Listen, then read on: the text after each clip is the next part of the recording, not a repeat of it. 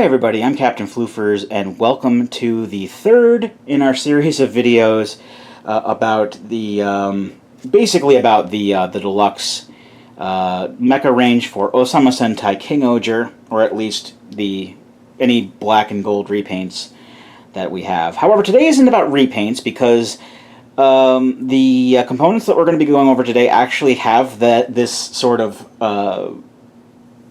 color situation natively, and they didn't have repaints.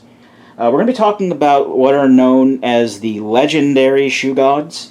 I don't know their story in the lore. I do know that apparently the regular King-Ohger, not Zero back here, actually, like, the legendary form for it actually had these guys attached to it back in, 2,000 years ago or something like that. I haven't seen the show, so I don't really 100% know. We're going to be taking a look at those three components today. Now, just a fair warning, I don't have packaging for any of these. I actually bought these three used and loose off of CS Toys. I have all of the pieces and everything, if applicable. Everything is in very good condition, so I'm more than happy. So let's just go ahead and start taking a look at the first of our components here, which is God Kabuto, a rhinoceros beetle. There really isn't much to this guy. I mean, you can see, again, right away he has the gold and black going on, as well as some light green accents here. He's got a little bit of articulation with the legs, much like the stag beetle's bug legs. They're all on ball joints on this kind of assembly down here, which will be kind of important because he is a beetle. Also, I don't know why the ladybugs are beetles, so I don't know why they don't do this as well, but that's because they're pucks. Either way, shell opens up, as you do, and each of the legendary Shugods actually has like a spring-loaded action feature to them. So in God Kabuto's case, if you pull up on this horn here, it'll actually bring down the main horn, allowing him to fling his enemies, because that's what beetles do in Japanese culture, I guess. It has something to do with beetle fights and whatnot. I'm not 100% the subject expert on that, but considering that this is an auxiliary component, it does indeed make a new weapon for our friend back here. So let's bring our friend over.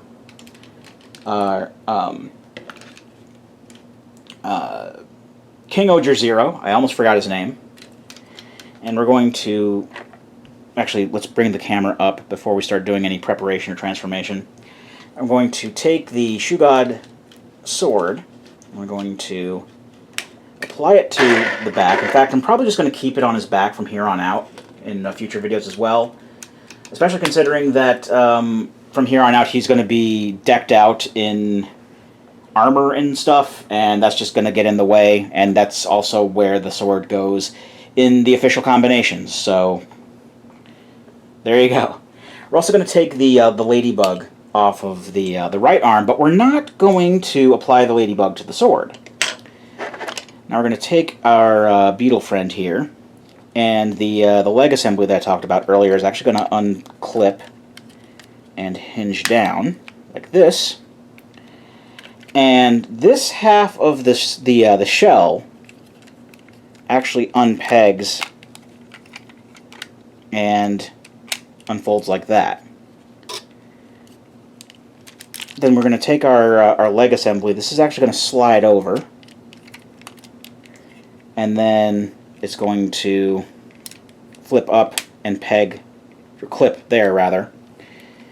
And the legs just kind of like the legs in the back just kind of face backwards, like this. The ones facing forwards just face forward like that. Then we take the main horn, we rotate it so that it's completely horizontal. Then we can take the other side of the shell. That will also unpeg and swing out. Just kind of use the action feature to open up the horn to get it out of the way of the shell, then lock it in place. And this, if I can get it in frame, oh, I can. This is the Kabuto cannon. It is a big ol' honkin' bazooka that we're just going to casually strap to our buddy's arm here. So, you can see on the back here, we have these little notches, not unlike the ones we've seen on King-Ohger Zero's arm. And we're actually going to take our ladybug, and that ladybug is going to clip onto here, like that. And this bracket is going to open up like this. Now this is going to take some finagling because of the length of the cannon. I'm just going to straighten out the arm, and also going to flip down just to get that out of the way for now. And what I also usually do, make sure that these legs are in position because they're going to be intermingling. I just kind of take out another extend it out another ratchet, like that. Then we're going to take this bracket. This bracket that we opened up earlier is going to fit over the forearm. And we just kind of got to position it between the dragonfly wing and the stag beetle legs so that nothing really conflicts when we attach it. And then once we have everything lined up properly, we just kind of close it over the forearm. And then just flip the little bug leg back up. And this is, I know it's not completely in frame. It's not completely my fault. This is Kabuto King-Ohger Zero. And King-Ohger Zero actually did use the Kabuto cannon in the show as well, so this is super accurate. Don't get me wrong, it looks cool that we have a big old cannon strapped to this guy's arm. And yeah, we do need some finagling to get some poses in with it, like this. It still looks neat. The main problem is that this is honestly the best place to clip it onto the arm. And even like this, the cannon is actually longer than the robot is tall. And I actually had to position, like with the arm is down like this, I had to position it so that in order for him to be able to stand up, the cannon actually goes off the edge of the desk. That's the main downside, is that's very, very cumbersome. There are other ways that you can get around it. Again, if you want to. Oh, there goes the instability. I knew that was going to come up at some point. You can actually bend this hinge here to kind of allow you to bend up the arm some more, but it is kind of a mess. It is probably my favorite aesthetically, one of my favorites aesthetically of the three, but for practicality purposes, it's not really the best. Now we're going to take this off just for the time being, but this will be going back on by the end of the video, because our next major combination uses it. Let's just put this off to the side for now. Let's put the ladybug back on, and again, we're going to just keep the sword on the back and hope this doesn't fall over in the meantime. Let's put him there. Actually, he's kind of resting against the back monitor there, so it should be fine. Anyway, let's bring out our next contestant. Bring down the camera again. The second, as far as I know, this is the second one to make its debut in the show. This is God Scorpion. It's Scorpion, obviously. And he's got this little, again, black and gold. This time he's got little cyan highlights. No real articulation on this guy either. You can kind of move the laser stinger a little bit. The claws do like twist. They can twist like that. That also looks good. I usually feel like I'm breaking something whenever I do that, though, so I just usually keep them like this. It doesn't really matter either way. And the action feature on this is that there's a little lever down here. Well, I guess also the legs kind of move, but that's mostly for transformation, honestly. But yeah, you can hit this little lever, push that in. And that's really cool. I actually like that a lot. Some spring-loaded scorpion stinging action. Alright, so now that we've gotten all the pleasantries out of the way with our scorpion pal, let's position King-Ohger Zero's other arm. And for the scorpion, we're going to take the right-hand claw, and this is actually going to go down and around and meet up with that pincer there. And the scorpion tail is going to come down like that. Just kind of line this up like so. That's the best I can get it. That actually looks really good. And then this little piece here is going to swing down like this. And this is the scorpion claw. This is like a hand for him to use. So, for King-Ohger Zero, who does not actually use this canonically in the show, but as far as I know, we're going to actually twist this the fist so that the top of the hand is facing forward. Actually, let me bring this around as well. I hope this doesn't fall over. There we go, that's much better. Now, on the back here, there are these little posts on the leg sections. These are going to go into the hand, and then this is going to basically close up around the arm. And that's how you get that equipped onto there. So it does take a bit of doing sometimes.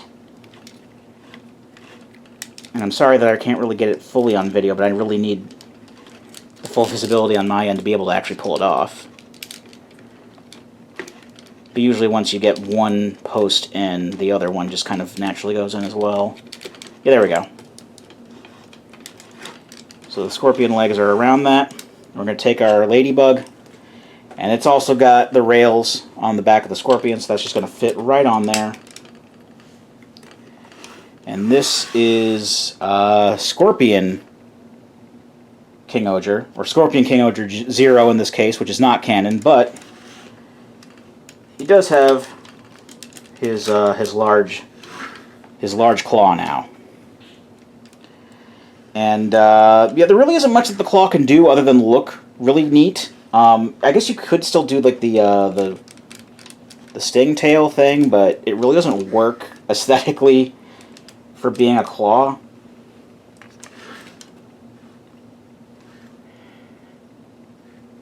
I would say that this is like my least favorite of the three to be equipped, but it still looks really neat, so I don't have any complaints about this, really. It's also one of the more stable of the three, and in fact, I think that in my opinion, the cannon is obviously the least stable of the three. The other two are actually very relatively stable, and more compact, and work out a bit better in the long run, I think, as armaments. Alright, now with that out of the way, let's put this off to the side again, and we'll bring out our third legendary Shugod, which is God Hopper, a grasshopper. Has some pink highlights on it, accents or whatever. And there is, I guess, some articulation in the legs. It can fold up like that, but that's like entirely for transformation, so I really don't count that. So it's basically just kind of static like that. However, the spring-loaded action comes in when you do this, and you can make it jump. Neat. Hours of fun. Alright. Now, the armament that the grasshopper is going to bring to the party is that it forms a bit of armor, a hopper armor, for our friend here. So let's fold the legs in like this, like I was showing earlier. And then these are actually going to detach from the body. They're going to unclip. And there are these clips right on the knees, pretty much like right under the knees, and these are going to clip on like so. Make little spikes or something coming out of his legs. And then the actual body of the hopper, we're going to actually turn it around like this and bisect it. So this is actually gonna, I know this, my hands are in the way because this is really small, but this actually unpegs here. There we go. And opens up to form a breastplate. And this actually clips onto the clips on the spider on the upper chest.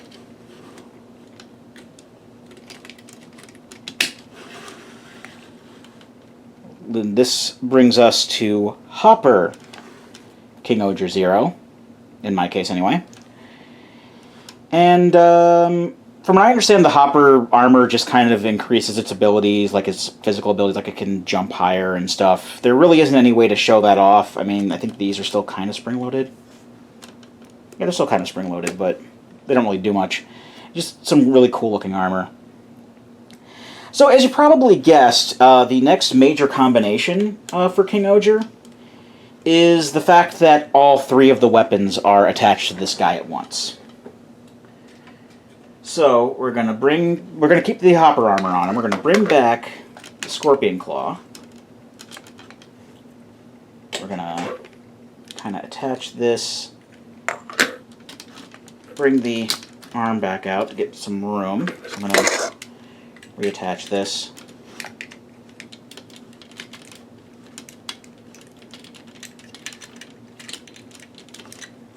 Honestly, I could just jump cut this. We've seen how you put it on already. And thus finagling was had. And such finagling brought us one step closer to perfection. This is Legend King-Ohger 0. Legend King-Ohger 0, again, is, as far as I know, is not in the show itself. It does still have a small sub-entry on the fandom wikia, but as far as I know, like, this specific thing didn't come up. Legend King-Ohger is the as far as I know, was like the intermediary combination that they would probably have used normally for a while, up until the 6th Ranger came in with his shenanigans. And, well, that's going to be a story for another time. But for right now, yeah, Legend King-Ohger. And I don't hate it. The problem is that, at least the big problem I have is because these armaments are so bulky, it has taken away a lot of the articulation that I've come to enjoy from this set. And I've been really lucky in its stability for filming, at the very least. And I know that that's about to go out the window with the next review. But, I mean, when all is said and done, it looks neat. That's the best I can give it. Again, the Kabuto cannon is very unwieldy, but it looks good overall, I think, especially considering the matching color scheme up to this point. I don't think I would have liked this as much, again, if I went for the normal colored King-Ohger. I like the King-Ohger 0 as like the centerpiece for this. So I'm actually, you know, all things considered, I'm pretty happy with this. Plus, you know me, I like these. I do ultimately like these crazy, like everybody in the pool combinations, and boy howdy, are we gonna get one in the last video. But yeah, it's getting kind of, you know, wacky, and we're just gonna leave him in the background of the next video. Well, actually, I'm going to have to put him off to the side or something, because he's going to be a bit distracting, because the next guy we're going to be talking about is actually a full robot like this guy, because of course, a 6th Ranger comes along, so he's got to have his own robot, too. But then you also get to a point where that 6th robot also gets a bad guy recolor. But we'll talk about that in the next video, so until then, I've been Captain Floofers, and I'll be here next time. Join me, won't you?